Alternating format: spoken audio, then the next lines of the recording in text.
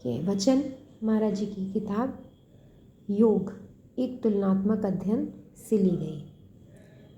ये किताब संत कृपाल सिंह जी महाराज के द्वारा रची गई है। पृष्ठ 19। आत्मा और परमात्मा। आत्मा वास्तविकता है और सार तत्व है। यह एक है और साथ ही साथ संपूर्ण भी है। एकत्व में सदा अनेकता का भ्रम बना रहता है तथा संपूर्णता अपने में अनेक भागों का अस्तित्व व्यक्त करती है। एकता तथा संपूर्णता के भाव सदैव साथ साथ विचरते हैं तथा खंड और समग्र दोनों की वास्तविक प्रकृति एक जैसी ही होती है।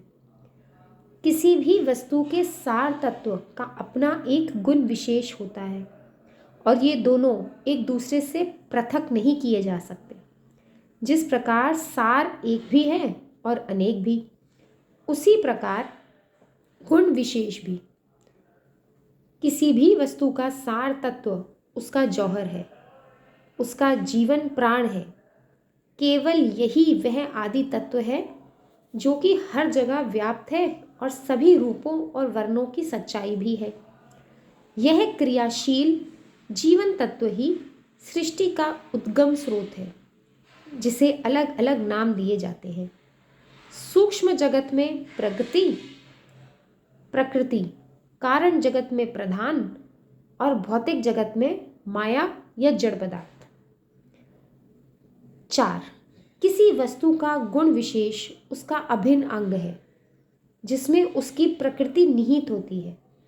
प्रकाश का ही उदाहरण लीजिए।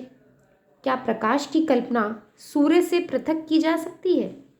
या फिर कांतिमय ओजस्विता एक तेजस्वी स्वस्थ व्यक्तित्व से एक के बिना दूसरे का अस्तित्व नहीं है, क्योंकि वे अविच्छेद और एक दूसरे में पूर्णतया अंतः स्थापित हैं। 5.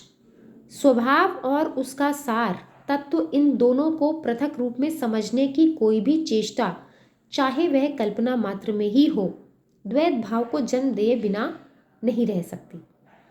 इस द्वैत भाव के कारण ही सृष्टि सृष्टिकर्ता से अलग प्रतीत होती है और आत्मा सत्ता की दो शक्तियों, जड़ पदार्थ एवं चेतन की बाह्य क्रिया का परिणाम प्रतीत होती है। वैज्ञानिक खोजें भी अब इस अकाट्य निष्कर्ष पर पहुंच गई हैं कि समस्त जीवन विभिन्न स्तरों पर विद्यमान एक ही अखंड सत्ता है और जिसे हम जड़ पदार्थ कहते हैं वह भी अपनी न्यूनतम अवस्था में स्थित ऊर्जा ही है। सृष्टि में भी स्थूल, सूक्ष्म तथा कारण मंडलों में वे दोनों मूल तत्व सदा ही कार्यरत रहते हैं। ईश्वर और प्रकृति सूक्ष्म में, ईश्वर और प्रधान कारण में और जीवात्मा और भौतिक तत्व भौतिक जगत में। सर्जन प्रक्रिया इन दोनों का एक दूसरे पर प्रभाव का ही परिणाम है। 6. इस प्रकार आत्मा ही जीवन तत्व है तथा प्रत्येक वस्तु में अंतर्निहित है। उसका मूल कारण है क्योंकि इसके बिना सृष्टि में कोई भी अभिव्यक्ति नहीं हो सकती। इसी के प्रभाव से ही अनुप्राणन होता है और जड़ प्रतीत होने वाले भौतिक तत्व से जुड़कर यह उसे अपना प्राणदायक संवेग प्रदान करती है। इस आत्मा के स्फूर्तिदायक संवेग की शक्ति